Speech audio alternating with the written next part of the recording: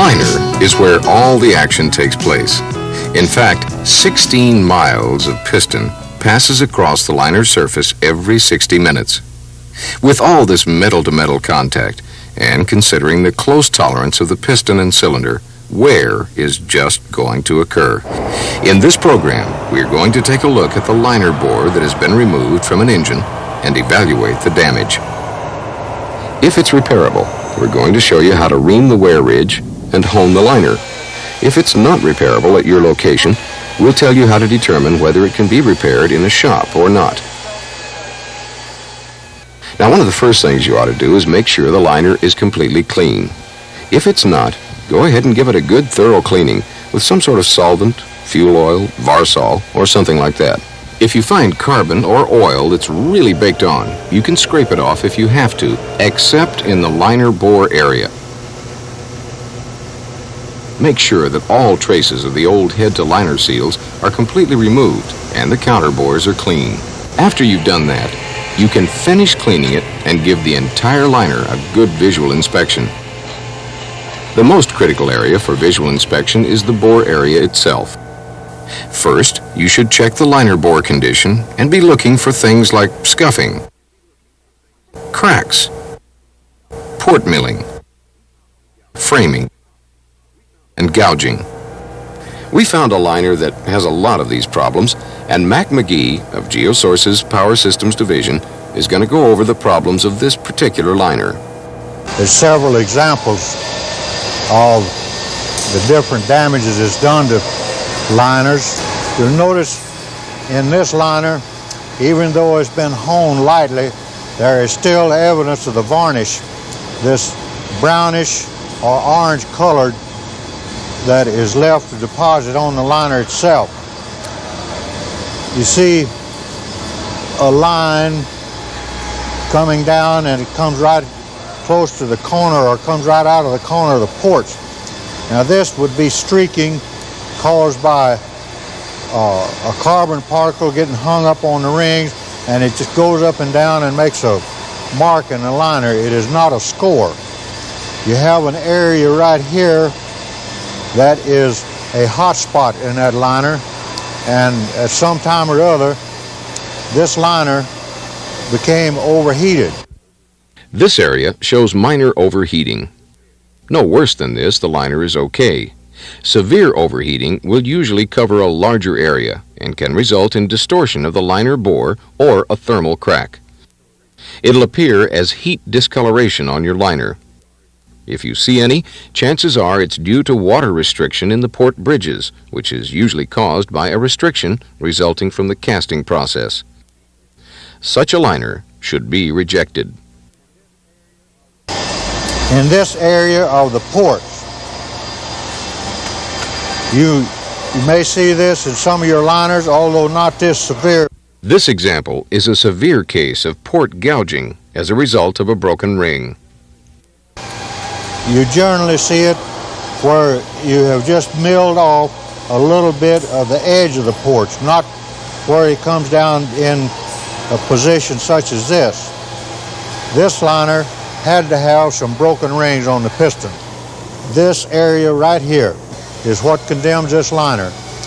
And these conditions that Mac has described, if they're serious, scrap the liner, especially if cracks and heavy port framing or milling is visible.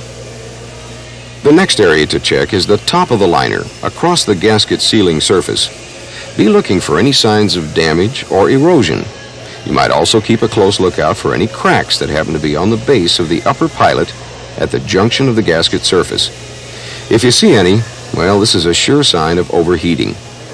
Either one of these two conditions will be enough to cause rejection of this liner. The last visual check you'll need to make is down around the skirt of the liner. Check for milling.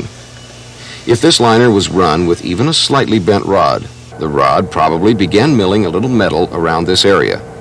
If you see any, reject the liner. Like we said at the beginning of the program, a lot of close metal-to-metal contact occurs in the liner area. Because of this, there is going to be wear. Now, a piston has to fit in a liner with very close tolerances, and if the inside diameter of the liner is worn or honed out too far, the piston's fit will become sloppy, So EMD has come up with maximum specifications for piston fit. Before you do any honing or reconditioning to a liner, you should check the inside diameter of the liner to make sure that when you get through with the honing, the liner will still fall within EMD specifications. There's a tool for doing this called the liner bore gauge. The liner bore gauge will check for out of roundness and for liner inside diameter. At 3 points, 2, 6, and 12 inches from the top of the liner, you should take 2 readings 90 degrees apart to determine if the liner is out of round or out of spec. Your first reading should be made with the gauge pointing in the same direction as the crankshaft. Before honing, it shouldn't read more than 9 66/thousandths inches at 2, 6, and 12 inches. And if you see that there's more than 5 thousandths difference in the second reading 90 degrees away, the liner should be rejected. There's a possibility that the liner can be bored to 30 thousandths or 60 thousandths of an inch oversize, which is a shop repair and shouldn't be attempted on location. If you're using an oversized liner to begin with, you'll be able to tell by the inside diameter whether it has been bored and whether it can be bored again. Now, once again, before you start honing the liner, if it's close to exceeding EMD specifications and you have a scuffing or damage in the liner that you can feel, by the time you finish honing this liner, it will probably be out of spec, and all your time and effort will have been wasted. Be sure, before you put the effort into honing the liner, that it's going to be within specifications after you finish honing. After honing, maximum dimension allowable by EMD is 9 68/thousandths at 6 inches deep into the liner, unless pistons and liners are selectively fitted. Then the maximum dimension at the 6-inch location would be 9 73/thousandths of an inch, providing a piston of 9 51/thousandths skirt diameter is used. This will ensure a maximum allowable piston to liner clearance at the 6-inch position of 22 thousandths of an inch. If not selectively fitted, the maximum liner diameter at the 6-inch position would be 9 68/thousandths of an inch. Maximum dimension allowable at the top limit of piston ring travel is 9 83/thousandths of an inch. Once you're through with the visual inspection of a liner and it passes all the points that we brought out so far, the next thing you need to do is check the wear ridge. The wear ridge is a result of the rings wearing against the cylinder wall. When the piston is at top dead center, you'll notice that the rings don't reach the top of the cylinder. Since the rings aren't wearing on the upper 1.25 inches of the cylinder wall, this portion isn't subjected to quite as much wear as the rest of the cylinder wall is. This is what causes the wear ridge. Now, before the liner can be honed out, the wear ridge has to be removed. And removing it can be done on location if you have the proper equipment. You need a liner ridge reamer, which can be operated either by hand or with a heavy-duty drill motor if you use a speed reducer. Now, this is a critical operation, so be sure and read this portion over in your EMD Maintenance Manual, Section 4, before you attempt it. However, if you don't have the proper tools, don't try to do this. Just go ahead and pack the liner up and ship it for reworking. And if you do have the proper tools, make sure you know how to operate everything correctly. And make sure that everything is in good condition. Then read the instructions in Section 4 of your EMD Maintenance Manual. First, check the cutting blade of your reamer out and make sure it's in good condition. If it's not, you might have to resharpen it or replace it with a new one. Now, before you set the reamer inside of the cylinder, oil the cylinder walls. Be sure the felt pad in back of the cutter is full of oil.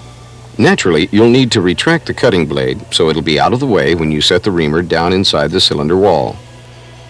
The reamer should be set down inside the liner until the depth stop rests on top of the liner.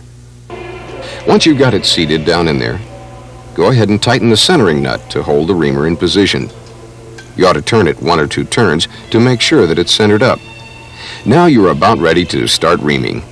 You'll need to pull the blade retarder cam back to allow the cutter to be released and move into position. Then, turn the reamer a couple of turns manually to get it started. If you're using a motor, you can use an ordinary heavy-duty electric drill that operates at about 500 RPM without a load. But you will need to use a motor drive and speed reducer. Once the speed reducer is in place, you can start reaming with the motor. Keep plenty of oil on the surface being cut. Continue to turn the reamer until all of the wear ridge is removed. Once you've completed this, you can pull everything out and give the liner a good cleaning. Make sure that you get all of the oil and cuttings out of the liner. And be sure to check that the liner still meets EMD specs. Measure it where the rings reach their highest point in the liner. If it's more than 9 83/1000 inches, the liner can't be reused. Now the last step in reconditioning the liner is honing. For this you'll need a honing kit, electric drill, stone cleaning brush, and a cylinder honing fixture. The reason that a cylinder is honed is to knock off the glaze and provide a surface that new piston rings can seat to, and to remove light scuffing. The object is to have a slightly rough finish inside the liner with a 45-degree crisscross pattern that covers the entire liner wall. This is done by moving the hone up and down in the cylinder at about 30 complete strokes per minute. This will give you the 45-degree crosshatch pattern that we're looking for. Now before you go any further, make sure the cylinder you're about to hone is a cast iron cylinder. If it's a chrome liner, it'll have a mirror finish. Don't try to hone a chrome liner. Now the hone has to be equipped with a set of W47-J43 stones and guides to protect the surface and finish it off to the proper roughness. Be real careful in installing these on the hone. If you damage them, you'll have to get a new set, and these things aren't cheap. Check and make sure that they're clean. If they're not, you might want to clean them with a wire brush. Before we get started, let's take a look at the way it's done in the shop. A cylinder is put into position in a rig similar to this.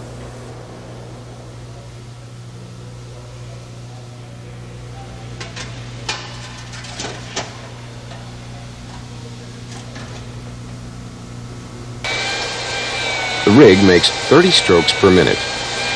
The liner wall is continuously washed down with fuel oil. You're probably not going to have one of these rigs out on location. So the easiest way for you to set up to hone your liner is to set it in a tub that's capable of holding 10 gallons of fuel oil. The liner should be set in the tub, topside up.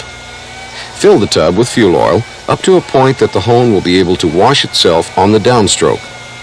As the hones turn and move up and down, the liner walls will be continuously flushed with fuel oil, and you'll want to make sure that the liner isn't going to be moving inside of your tub while you're doing the honing. Now set the hone into the cylinder so that the stones don't stick out of the top of the liner more than ½ an inch. On the center pinion assembly of the hone, you'll find a ratchet type affair for tightening the stones against the wall. They should be snug against the liner wall, but not torqued down. Now you're just about ready to start honing. Your motor should be capable of somewhere between 345 to 500 RPM. Start your up and down motion with 30 strokes per minute. Every now and then you might have to stop to tighten the stones up a little tighter against the wall. You should never let them run loose. This doesn't do any good as far as roughing the surface, and it could allow the stones to chatter inside the liner if they get too loose. This can permanently damage your liner. As the hone turns, if the pressure is right, you'll hear a steady grinding noise. Just hone long enough to break the glaze and be sure all of the surface area is honed. As soon as you start hearing the drill motor spinning without any strain on it, the best thing to do is adjust your tool.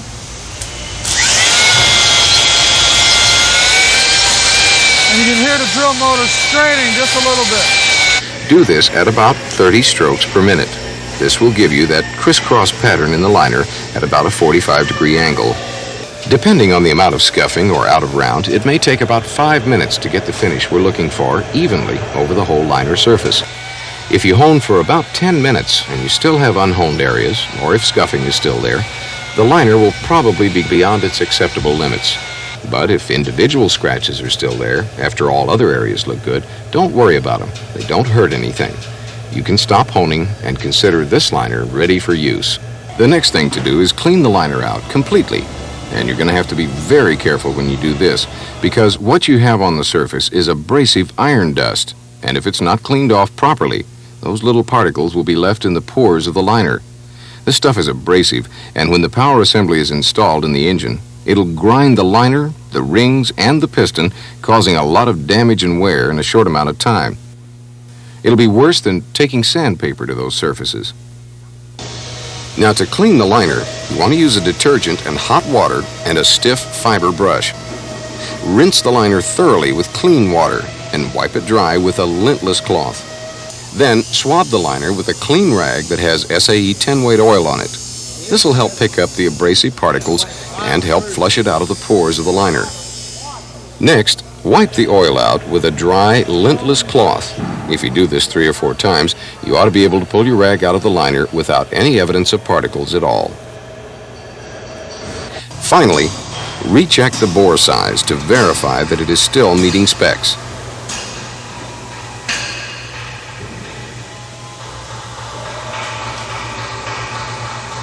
If you plan on storing your liner, make sure that you have plenty of oil left on the surface of the cylinder walls to keep it from rusting or corroding.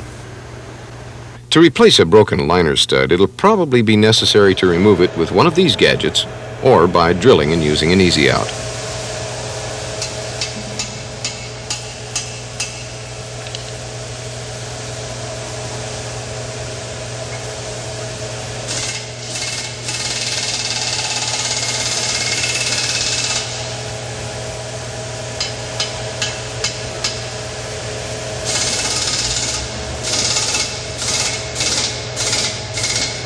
Once the broken stud is out, a new stud may be applied after checking the threads in the liner with a tap. In addition to the standard size, there are various oversizes, as shown in the EMD parts catalog, in the event the standard stud is loose. The new stud should be driven so it extends 9.5 inches above the gasket surface. Use a minimum of 50 foot-pounds torque.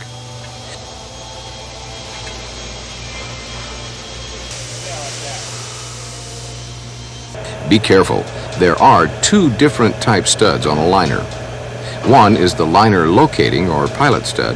It has a shoulder just above the gasket surface of the liner. This stud can only be used in the position above and to the right side of the connecting point for the water inlet jumper. The second type stud can be used in any of the other stud holes. That's the inspection and reconditioning procedure for the liner. It's not too difficult, and it shouldn't take you over 2 hours to do the entire inspection and rework. Now it's ready for reassembly or storage.